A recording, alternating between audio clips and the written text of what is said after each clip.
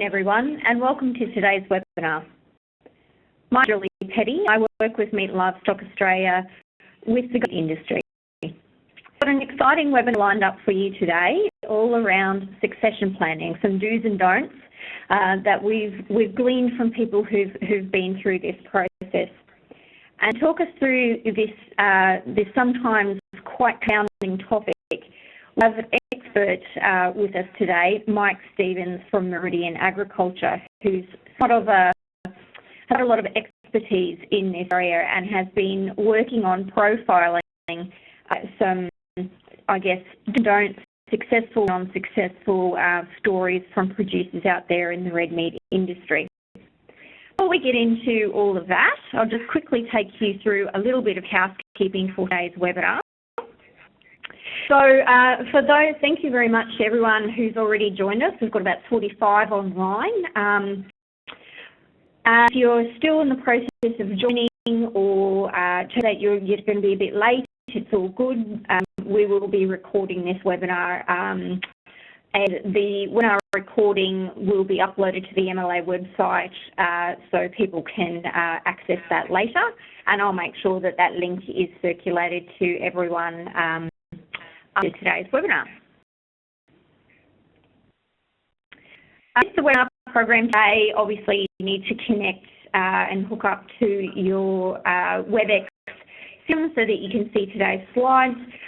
But in case you're not able to do that and you're not in front of your computer, you can also join us via audio only, and you can do that either via listening to the audio through your computer or on your telephone.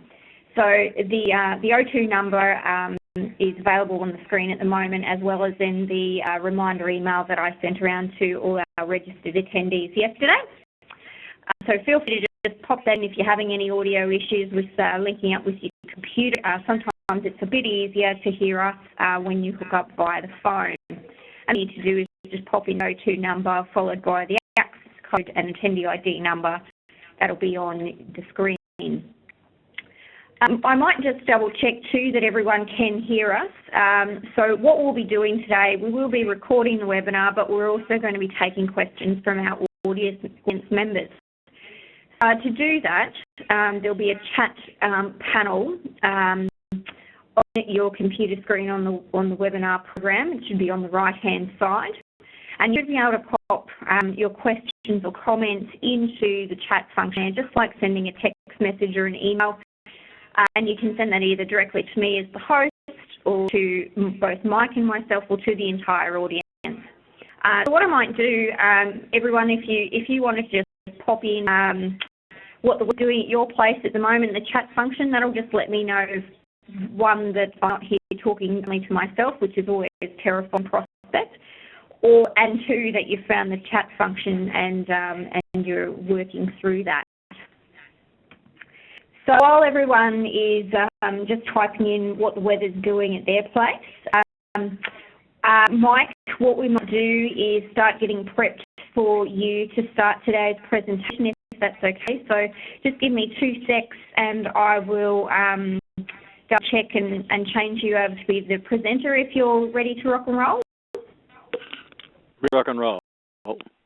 Excellent. We've got, I'm pleased to see we're not here talking only to ourselves, Mike. We've got lots of people coming through, and there's huge variety, of course, because we're in Australia, between something quite pleasant, warm and fine, through to hot as Hades and drizzling and miserable and cold. So, Australian weather. Thanks very much, everyone.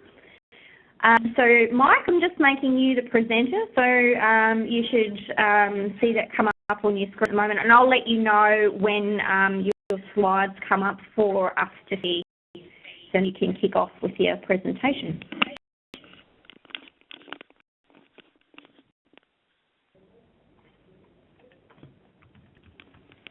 Okay, we can see your slides, so you're ready to rock and roll.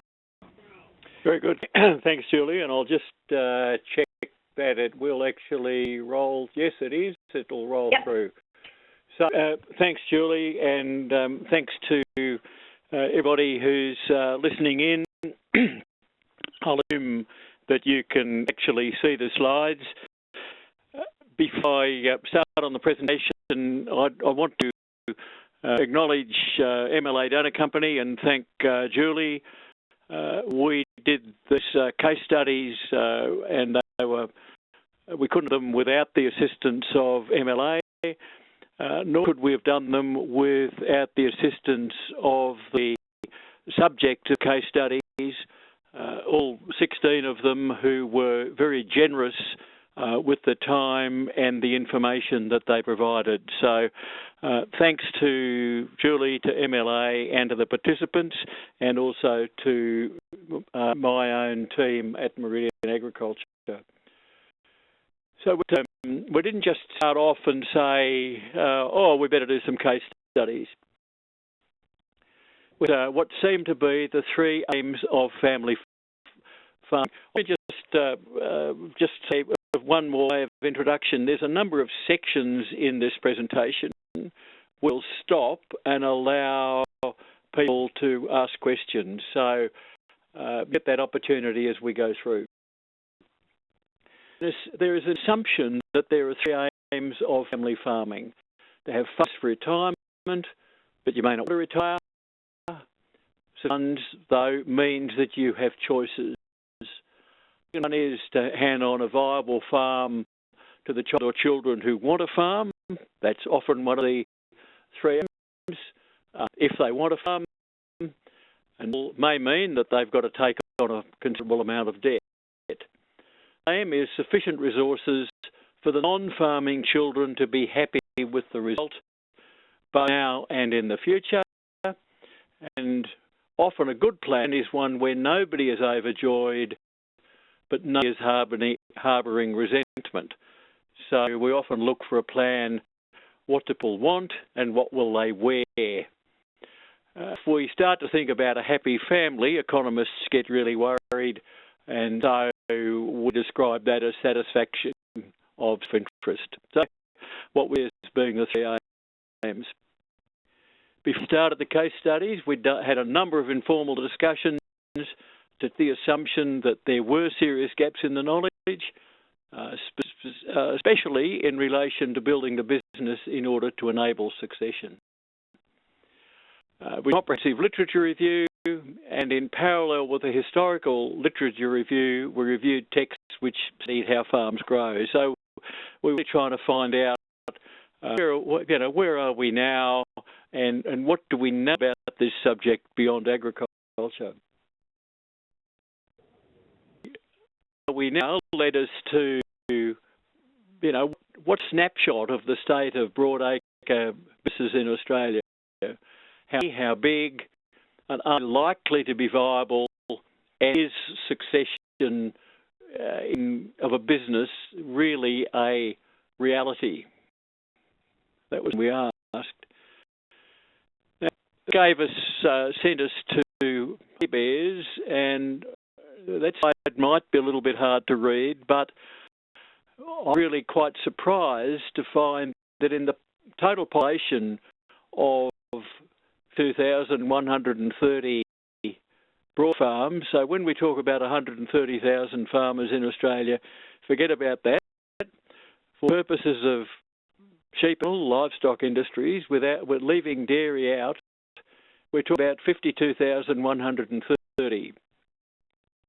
We look at the gross farm income, that's the total income other than through farm employment or investment, of those 53,320 businesses, and cut them up, we see that the vast majority of those businesses are very small. So the yellow line, the light yellow line, is written there, is marked there at decile 7. So 70% of 53,300 or 52,000 now, 130, sorry, broadacre farms in Australia, 70% of those have got a gross farm income of less than $500,000. You can back and say 48% have got a gross farm income of under $230,000. So we're talking about a lot of very small businesses. And with the size of those businesses, if people are realistic, it's unlikely that they're going to be able to achieve 3 funds, retirement, and family. So, without succession, and there's lots of talk about it, we need to understand that for a lot of people, it is just that, to be any realistic succession. So, Julie, at that point, I just put that question pause in. There may not be any, but if there's any clarification needed, particularly about those figures, quite happy to take that now. Great, thanks very much, Mike. So, guys, just remember, if you've got any questions for Mike throughout the presentation, you can pop those into the chat function that we were using just before. And obviously, I guess it's can be a bit of a confronting topic. So I should say too that if we're going to talk through a bit more about, you know, some of the different methods people have been using in businesses that have helped them to successfully transition through this process too. So don't totally freak out at this point and leave us. Mike, at this point we haven't had any through, so I might see if you want to keep going, if that's okay. Oh no, I've got one. Okay. Yeah, one question there. Go to Malcolm. That's all Broadacre industries. So sheep, cattle, crop. So to underline that and to go back and look at the slide again. Broadacre farms includes sheep, cattle, crop, everything except dairy cattle, cotton, rice is included in that Broadacre category. Particularly, and the question about cropping is quite pertinent in that you know, if you've got income in there, farms are very small. So let's press on and say and get into again, just before the case studies, we did a series of surveys. We surveyed professionals who advise farmers in a position to provide an opinion about matters relating to succession, and the second audience was farmers. So we did 2 lots of farmers, two lots of surveys, which we tested and modified and made sure that we got the glitches out of them before we put them out. Survey was asking advisors about the 3 aims. It was sent to 32 professionals, asked to send it on to other people. We ended up having respondents from 40 locations, which covered all states in all agricultural production zones and all Broadacre industries. And there were 47 respondents in the end. And between them, they answered on behalf of 6,476 farms, 12% of the Broadacre industry. And what the advisors said was the majority of people don't have a succession plan. Choose between a viable farm and a happy family. What do you think there is? Unfortunately, viable farm. They also told us that unless there are substantial gifts to the family, the goals can only be achieved by people in business who have end game in mind. Most businesses will not achieve the 3 aims. The assessment of the percentage of farms able to achieve the 3 aims was 45% think 20%, and you know, we've got to look at what is the percentage of advisors and then their answer. 20% think between 20 and 40, and it's not clear for me. Percent think between 40 and 60, and 5% advisors think 60 to 80%. Now these are accountants, farm management consultants, rural financial counsellors, and bankers who are in a position to say 5% think that 80%. The bottom line of all of that is that in the advisors, very farmers are able to achieve the three aims. And we ask the next question about sorry, let me go back. I might have confused you here. No, I confused myself. The second question was about whether they had a succession plan, and I put the wrong slide up there. So, really, it's not responding to me now. It is from the advisor survey. Most businesses don't have an up-to-date plan. So the question was about whether it was going to be possible. The second lot is that the advice assessment was most don't have a succession plan, and again the figures: 55, 20% of farmers, 10 think 20-40, 25 think 40 to 60, 5% think 60 to 80, 3% think above 80. So once again, the overwhelming information from the consultants and bankers, lawyers, rural financial counsellors is that most people do not have an up-to-date comprehensive succession plan. No questions? So Rosie sent a question through, which is very pertinent actually, talking what's necessary to hand on a viable farm. We won't leave it to the child to build on what we have been able to hand on to them. So I guess it's a question around everyone defines success slightly differently. So I don't know if you wanted to sort of comment on that a bit more. Yeah, look, I think, and we go to that further on, but let's answer it now. There is no rule that says that a farmer has to try and achieve the three aims. Some farmers will quite legitimately say, I'm going to farm this until I retire and sell it. It's my superannuation. Farmers will quite legitimately say, I'm going to hand the majority over of this of my assets over to one child. Some farmers will quite legitimately say, or farm families will quite legitimately say, what I want to do is try and achieve the three aims. And I'll go into a bit more detail later, Julie, but what's really unfortunate is that sometimes some farmers give the impression that they're trying to achieve the three aims, where in fact they sell it, or in fact they're going to give it to one child, or in fact they haven't made up their mind. And it's that mismatch of expectations which causes a lot of problems.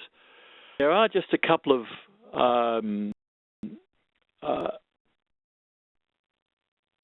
questions that I could with the percentage of the first 70%, that's 500 income, are viable standalone businesses. That is, they almost certainly have off-farm income. They wouldn't be able to survive without off-farm income. Separate that in our minds. So off-farm income is fine for as far as making a living is concerned, but if you've got one of those smaller businesses, it's limited the amount of investment in that business. And somebody taking it on, they need to understand that they will be dependent on off-farm income. And the next question there is, why do all advisors tell you to put more money into the farm when cash is what you do not have? Well, I know that all advisors would tell you that. If you don't have the cash to put it into the farm, if you've got to borrow it, you've got to make sure you can pay it back. What I would say is that in relation to the question, there are some farms where there's very high equity, so the capital's being a bit lazy. And we'll look at later that farms that have been very successful have not maintained lazy capital. So people who ask that question, why do all advisors? If I haven't answered that well enough, shoot another one and I'll try and answer it a bit better. I can't see you. I've got great difficulty. We might. Just got another question coming through. So, yep. In terms of that consultation you undertook with the advisors, was there much of a breakdown that you gathered in terms of what sort of organisations and structures did producers have who have succession plans? So is there a profile of people who are more likely to have those succession plans according to those advisors? There is. But again, we need to jump forward a bit.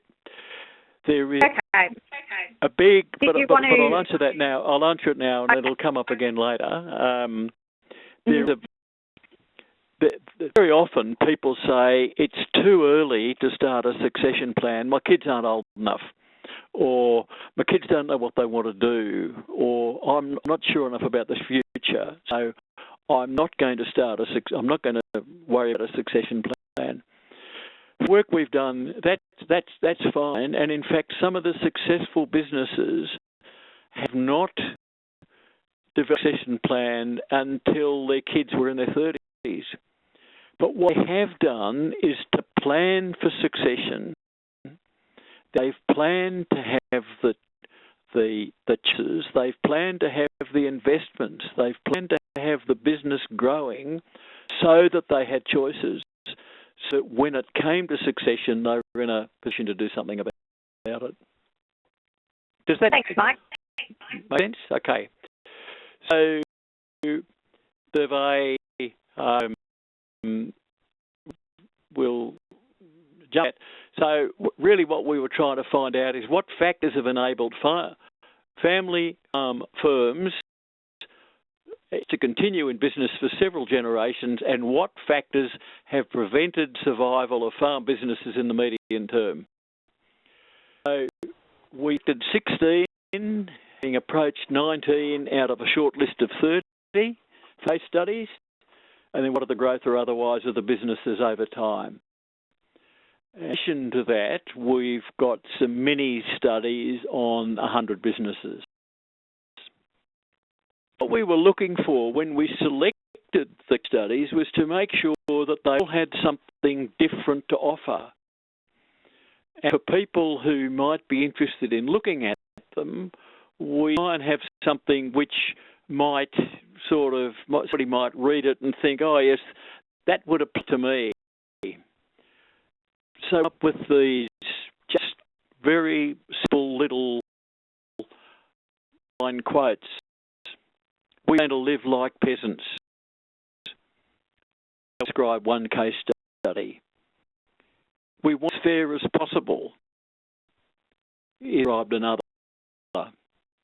If the dividend was even, the farm would be sold. So it might have happened there. It was a start, but with share farming, off-farm work and investments, if we hadn't had a succession plan, the farm would have been sold. On a larger outfit, the family told the directors, perform or sell. And that was our lapse. The farm had been halved and halved, and we could not allow it to be halved again. And then our fathers bought it and we had to pay it off. A really interesting study of a couple of brothers that just kept buying land, then died and left the next generation to pick up the debt. Dad and his brother always had the end game in mind, and that plan was what I was talking about before. They didn't know whether their kids were going to want to farm, so they built the farming operation and off investment so that when it came time for the kids to make a decision, they'd choose whether they wanted to farm, and having cousins all have to farm together. Study of a farm that stayed the same size, didn't grow over time. We were stewards. It wasn't ours to sell. Another, we want generation to be free to choose. And that's sort of a story. They kept selling land to fund their lifestyle. Another has been quite public. The family lost control of the board. The next one, there were too many shareholders. And then spent 20 years arguing about how to cut it up. 15 succession planners, liquidation sale, $3 million in legal accounting fees, and a large reduction in the value of the farm when it was sold at liquidation sale. And the final one, we had succession sorted. The next generation farmer changed his mind, and succession wasn't sorted at all. So the 16 case studies, each of them is described just by one of those little graphs. We also, in the case studies, some really interesting attributes of the continuing and not continuing businesses. Instant leadership versus I'd say patriarchal behaviour. Patriarchal behaviour. I have difficulty with that word. An absolute commitment and determination to achieve the three aims. A belief that the three aims of the big three isn't achievable. A well-thought-out succession, contrasting with a very poor succession. Progressive farm management, controlling things the way we always did. The customer versus what customer? Use of capital. And before, late capital. One of case study participants gets really nervous when it's up to 80% equity. Start to get itchy. Go and borrow some more money. But the use of capital, using capital to support lifestyle. Go into debt and maintain low equity. Really debt averse and maintaining lazy capital of business. Deliver strategies to woo stakeholders. So in some families, and a real contrast in two of the case studies where one in a large multi-generational family, one lot encouraged the family to go to farms, to stay there, to work in the business, and the other lot said, this is a business, keep out, you're only going to be a nuisance. They deliberately tried to keep the family off farm and disengaged, and that has since been sold. Managing with humility and quietly going about your business versus maintaining your position in the family and society as somebody very important. A determination not to live like peasants. A determination not to look like peasants. Aim goal versus no the end game, and really challenging advisors, as one cut in there where somebody says, at this point the advisor said we shouldn't grow the business anymore, and we didn't agree, and he'd been fantastic, but at this stage we'd outgrown him. And the one that I mentioned before, where they actually sacked 17 succession planners and used to threaten them. So they're the contrasting attributes of the continuing and the not continuing businesses.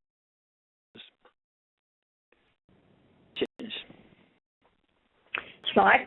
You can certainly see a bit of a theme emerging there in terms of, I guess, what you're thinking some of the studies might be telling us. Just a reminder to everyone, if you've got questions, to pop those through into your chat box there and send those through to myself, and then we can get those addressed by Mike as we're going through. I should say too, this is the first of two webinars on this topic, isn't it? So we'll certainly be going through in a bit more detail with some of the learning from these over the next half hour, and then with the next webinar, which is in a couple of weeks' time. So plenty of opportunities for people to dig into a bit more detail about the project.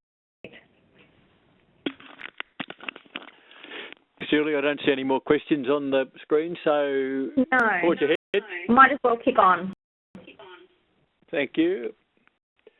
So, 10 major points that came out of the case studies, out of the 16 case studies.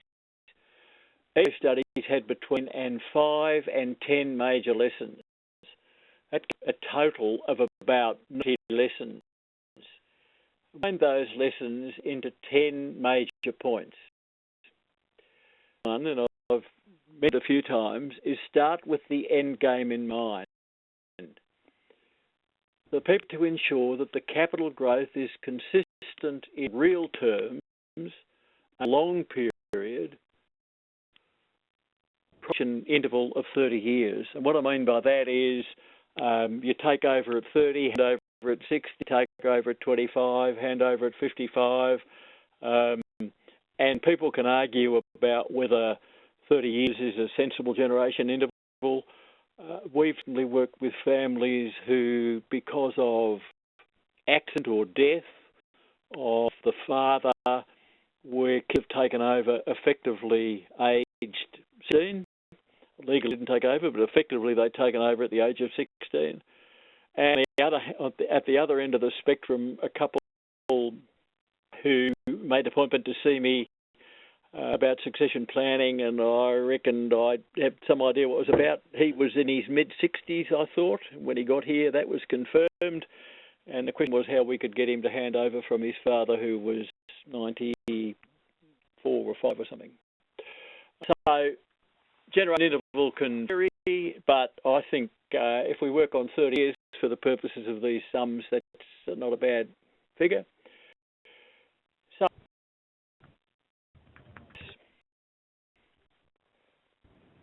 there is a figure of dollars. For children, 1, 2, 3, 4, 5 in the left-hand column. So left-hand column, number of children, 1, 2, 3, 4, 5. The figure of $1 million. What to do to that figure if the annual inflation is 2.9%, and that we simply want to hand over to the next generation the same start that we had, whatever that start is. Don't want any money for retirement. Assumptions. Have 2 children, that's the second line there. You need to get 6% growth and every year for 30 years. Possible, but you do it by wondering. If you've got 3 children, it goes up to about 7.9. And it's interesting if you look at that right-hand column that the capital growth doesn't grow tremendously. You'd think that it would go bigger than from to 9.3 if you've got 5 kids. But in fact, what it just does is to show the power of compound interest. So keep that figure in mind. If you've got 2 children and you want them to have the same start that you had, and it's a 30-year generation interval and 2.9% inflation, you need to get growth of 7% every year for 30 years. And as I said before, that's growth, not profit. And if you want $2 million to retire on, that 2 kids, that becomes 8.7% every year. So that says, well, it's difficult to achieve the 3 main aims. All that happens there is that the maths just how difficult it is. This major lesson that came out of the case studies is to be in communicating what the end game is. That before, where I talked about when Julie asked me that question, everybody wants to achieve the big three, but it's really important that people are clear about what the end game is. And we'll all have expectations. Those expectations can be managed. We worked on, it's not one of the case studies, but we worked on a plan here not so long ago. There were 10 children in the family, 3 farmers, and rules always were that the farmers would get the farms and the other kids would get what was left over. They, as people were born, if you want to be a farmer, be a farmer. Otherwise, you'll get what's left over. And everybody understood that from an early age. That parents wanted to do, that was accepted in that family. Parents want to try and achieve the 3 million aims. Some want to farm, retire, and spend the proceeds. Some want to farm to one child, and again, we mentioned this when Julie asked me before, but some want to stay farm until death, having arranged for the farm to be sold, the proceeds split between the children. People actually talk about whether they'll do their succession plan before they die or after. I think it's very difficult to do it after.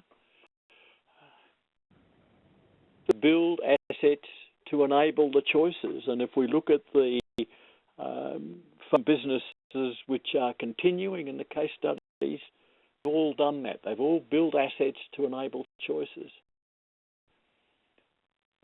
It's planning for succession without necessarily having a succession plan.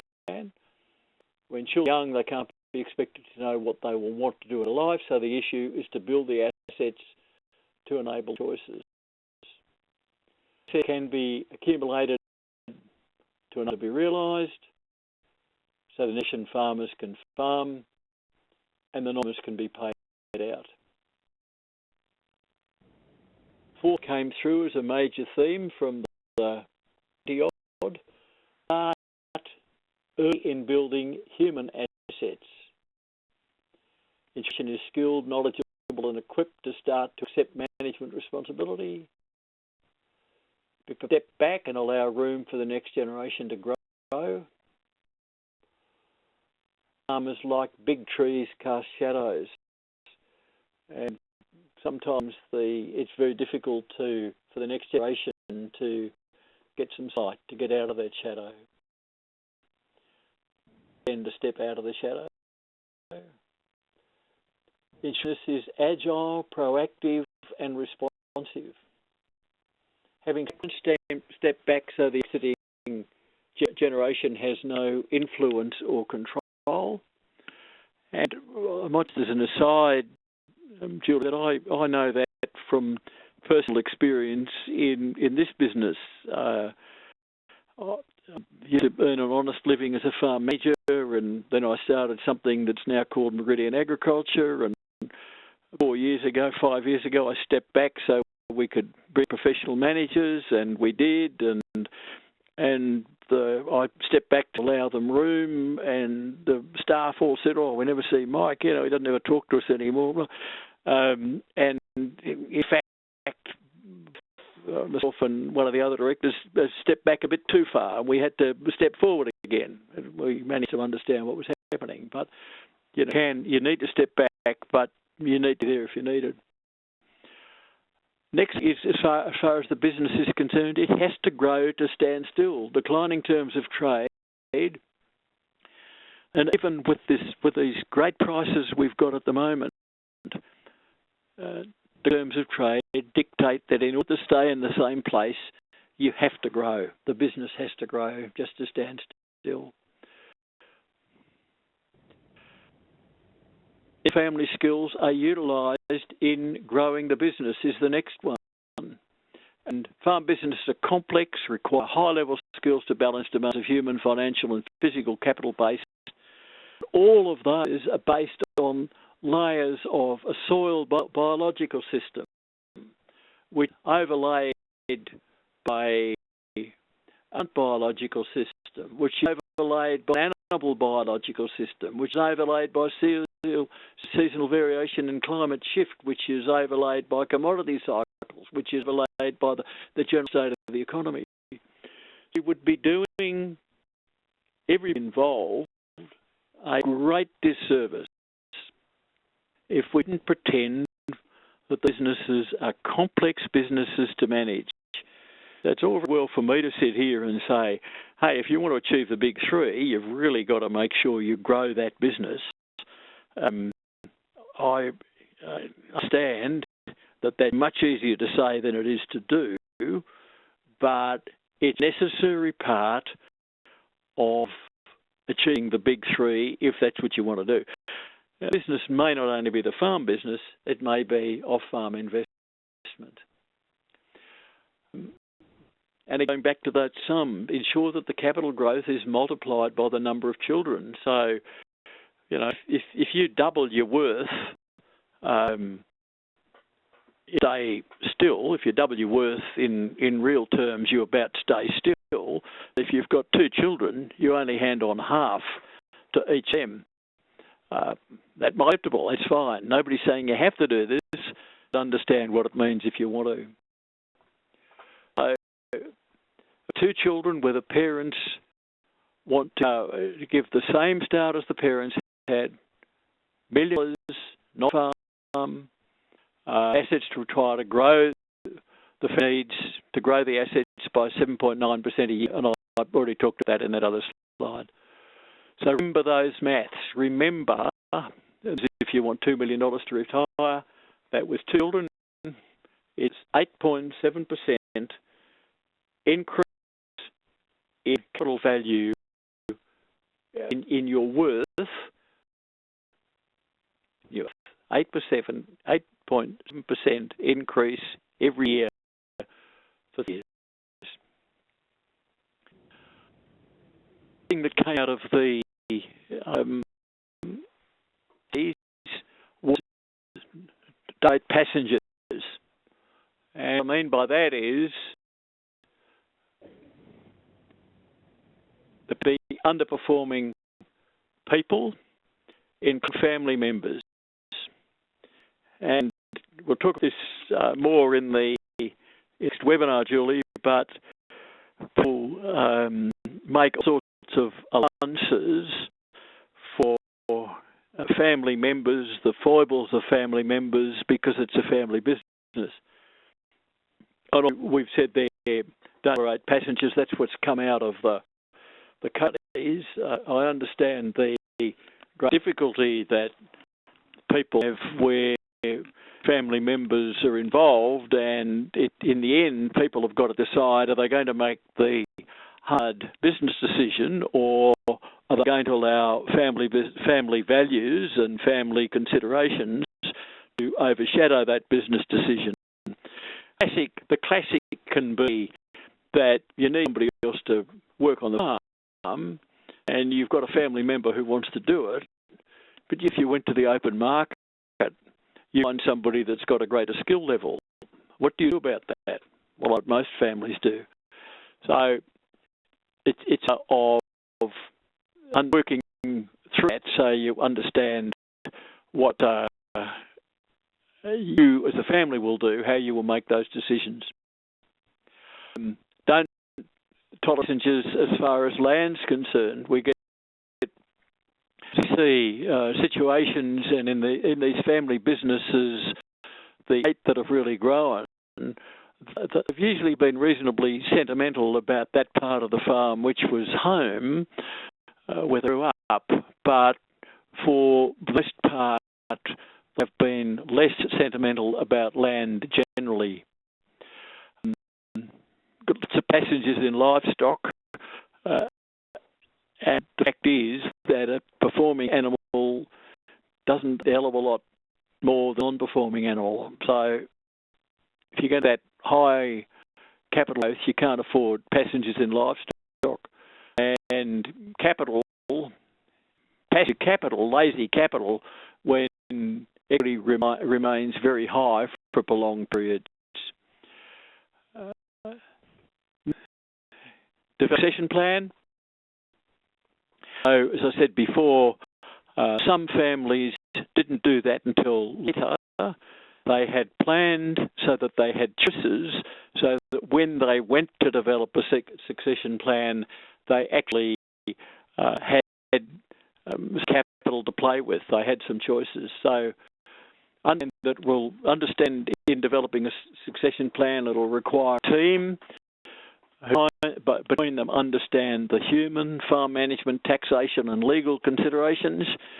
And any time a lawyer or an accountant says, yes, I can do this on my own, yep, I'm really worried because I have yet to see a plan that was done by a farm management consultant alone, or a lawyer alone, or an accountant alone, which would end up to scrutiny from the other professions. So people need to have a team, and in fact the successful farm businesses in the studies all have a team approach to succession. Understand that the plan is a process, not an event, and that it will continually evolve over time. We've got a succession plan. Yeah. The old man went to the accountant and they sorted it out and we've got a plan. Well, I doubt that that's going to stand the test of time. Ensure that family members are involved and understand the process, are happy with the professionals who are assisting and have an input. And it's really very important if the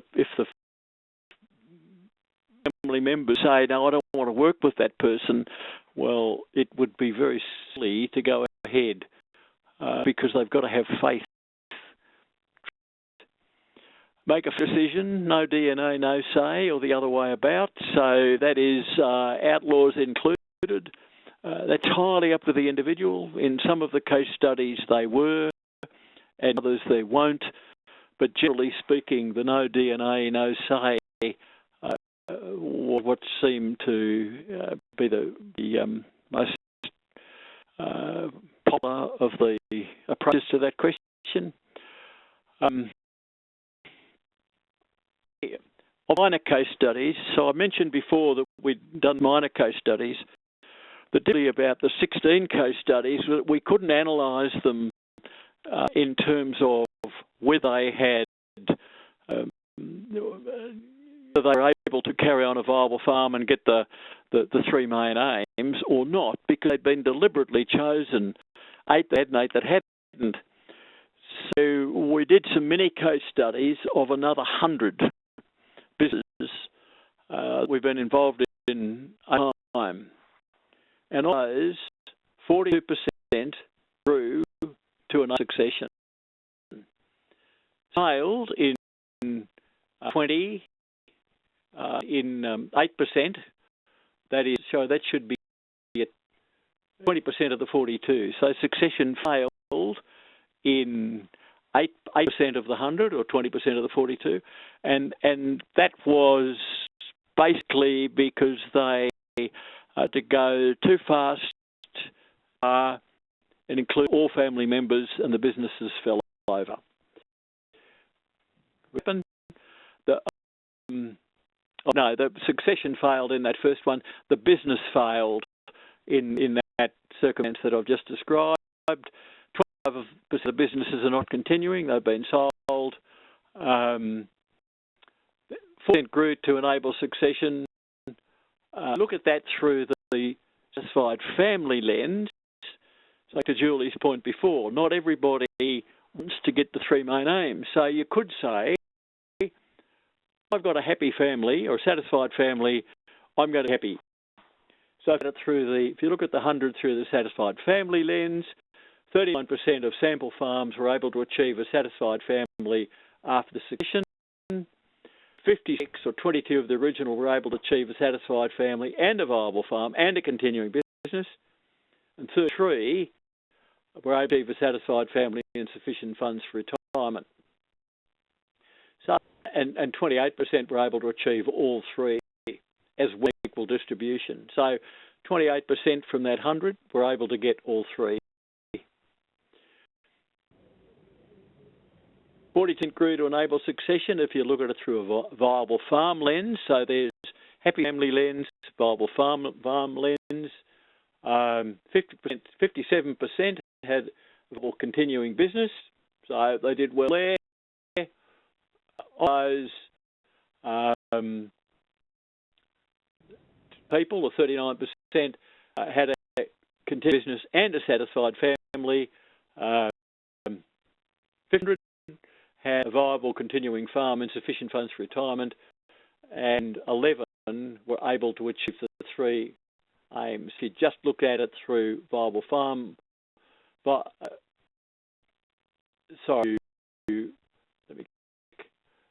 lens, 11 were able to achieve all three aims. And you look at it through the funds for retirement lens, 6 had sufficient funds to retire, 76%. 43%, 33 out of the original 100 had sufficient funds for retirement and satisfied family. You can all read all of those and things coming up on the screen.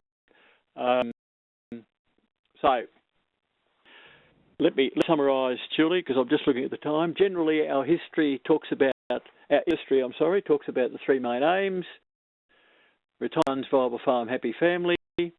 Family farms try and achieve all three. The vast majority have businesses which are too small. In order to achieve three aims, families must start with the end game in mind. If the whole family is working towards that end game, build capital in plan for succession long before they have a succession plan, so that the business performs well above the average. Work hard, keep at it.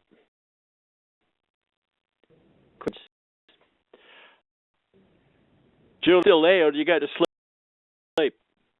No, so you said you had some questions coming through directly to you? Yeah, so I've just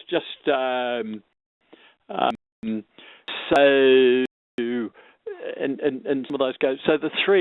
So let me go from the bottom of the questions as I can see. Rob, yes, the questions. Yes, the notes are available. The three aims were or are one's retirement if you want to, although some people don't want to. But so you're not dependent. The older generation is not dependent on the farm. Someone not being on the farm in retirement. Aim 2, viable farm for the child or children who want it, and that might include taking on a fair bit of debt. And 3, that the rest of the family are happy with the result or prepared to wear the result. That's the three aims. Yeah,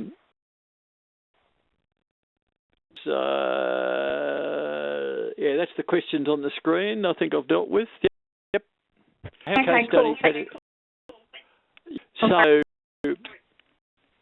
So one of the case studies of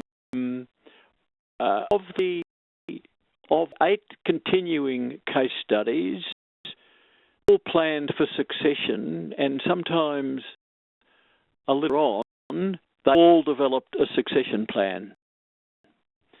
8 non-continuing case studies, farms non-continuing, there's only one that had a succession plan, and that's the one where the next generation changed his mind and it all sort of went a bit pear-shaped. It's sort of okay again now, but so that's that question, Julie. Thanks, Mike. Sorry, there's another question about when you start the succession planning process, you come in, and my answer to that is the first thing is to plan to enable succession. So plan to build a business so you've got choices.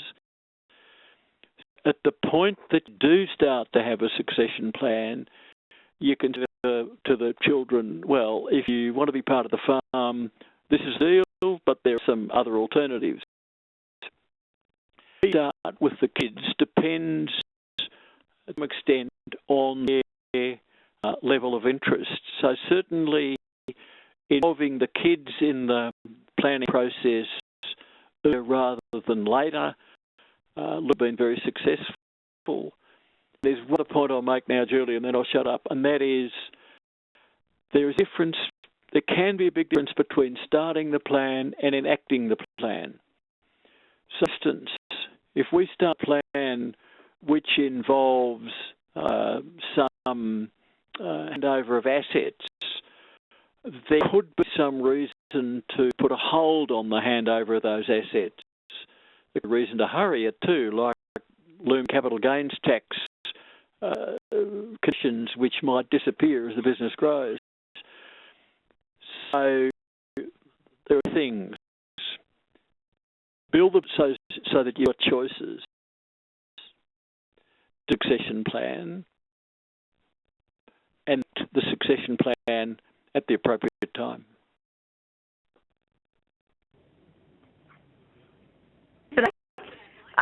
We've just got a question or a request come through from Kirsten wanting to know if you could just pop back to the slide which talks about the aims of the family farming. So I know that you did explain that a little bit further before, but we might just pop back there. In the drop-down of the slide numbers, Mike, you should be able to go back to the actual slide that you need. Yeah, okay.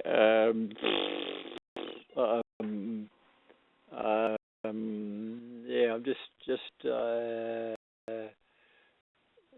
doing it now.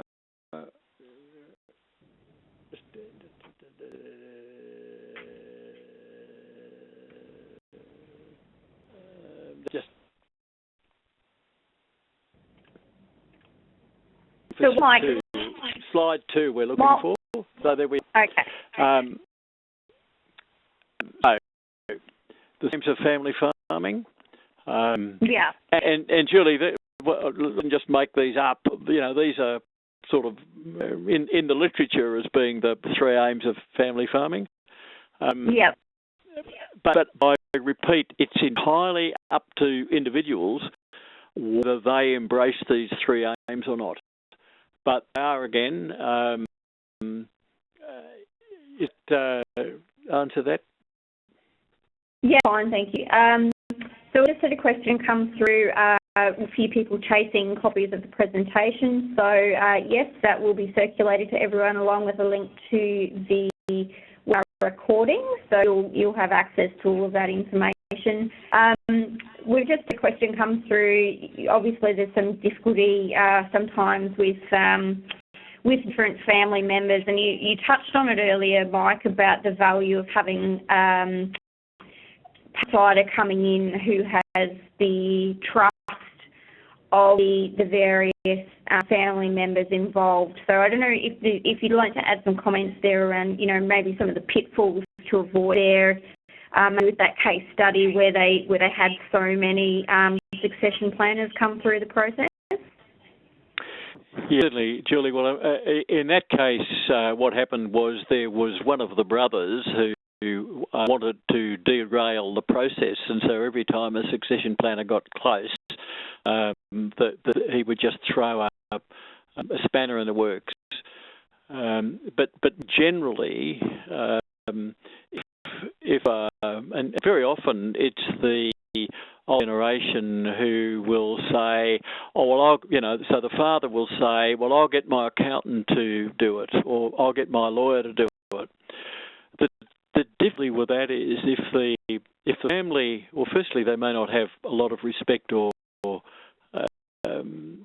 regard for that professional, but secondly, it's really important that whoever's helping the family with this is working for the family as a whole, seen to be working for the family as a whole.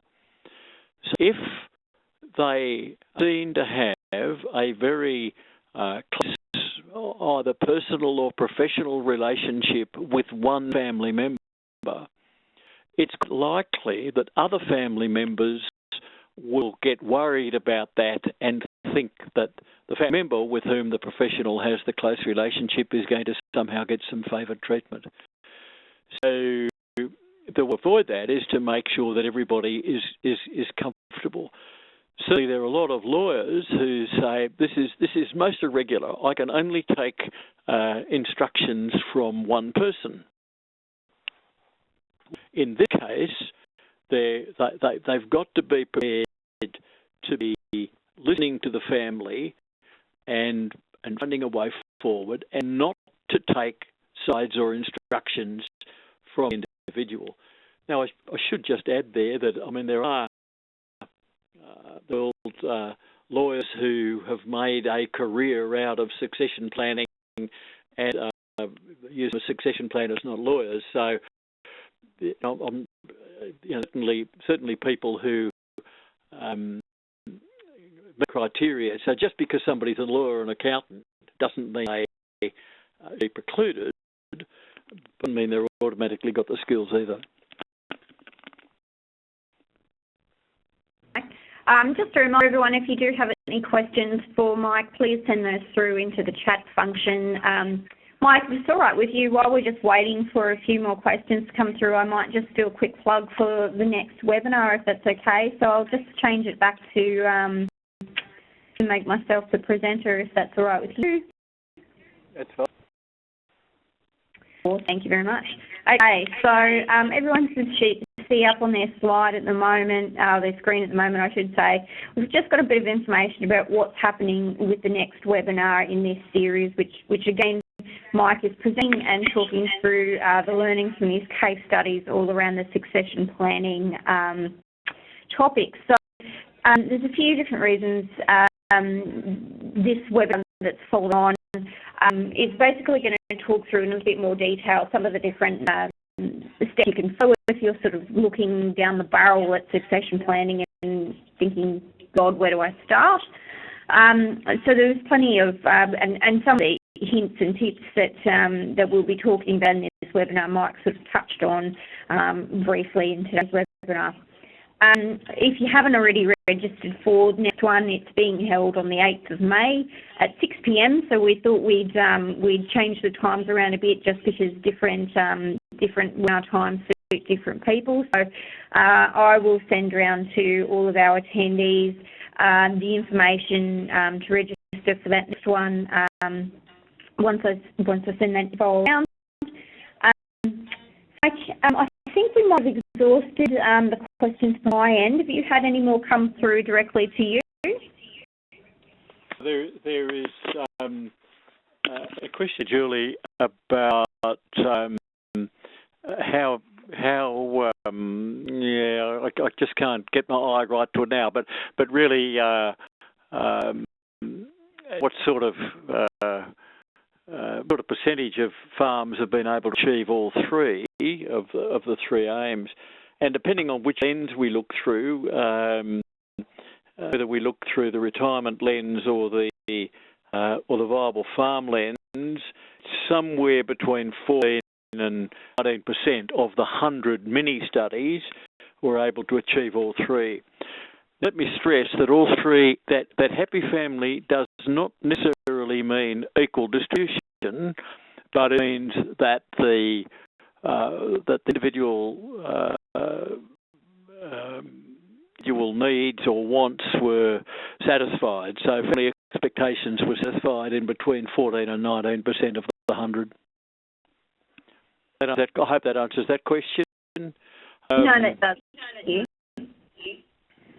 So, Mike, there's just another question coming through. So in succession scenarios, are there any common threads or advice regarding balancing expectations of on-farm and off-farm next generation family members? And I suppose Glenn just sent that question through. I guess some of I think the things we've picked up so far in the webinar are that everyone seems to have quite a different approach to that. You know, no DNA, no say. It's just having those clear expectations about what's going on. But Mike, did you add any commentary to that about the balancing of those expectations? Only, Julie, I mean, in some families, the siblings will think to themselves, there's a pile of money there. Divide that by the number of siblings, and that will equal my share. So 100 involved in this business, and there's 4 siblings, so it's going to be $25 each. That's the starting point for some people. That continuum is the starting point that says a sibling has spent a long time working on the farm and there needs to be some reward for that. So the person that's been on the farm will get a greater share than the person who hasn't. What we can do, if people start early enough, is to out some of those difficulties. So, for instance, a sibling works on farm for 15 or 20 years at a reduced rate to the commercial rate, can easily start to clock up the value of the livestock and plant on most farms. So over, say, 15, maybe 20 years, livestock and plant are probably a third of the total farm assets. So there are quite a lot of ways that you can actually start to get some credits, some shares, some ownership for the sibling that's farming. It's on one side, and then on the other side, if you can get that sibling to borrow some money, they might buy the farming siblings early in life, mid-20s or 30s, and a discount because of net present value, future value calculation. So there's a whole host of recognised accounting management techniques that can be used to even out the distribution, which will enable a farm and a happy family. Another one of those examples, so that a question comes through asking around, the cost of sending a child to university and giving them, I guess, those skills through a university degree, as opposed to the child who doesn't go to university.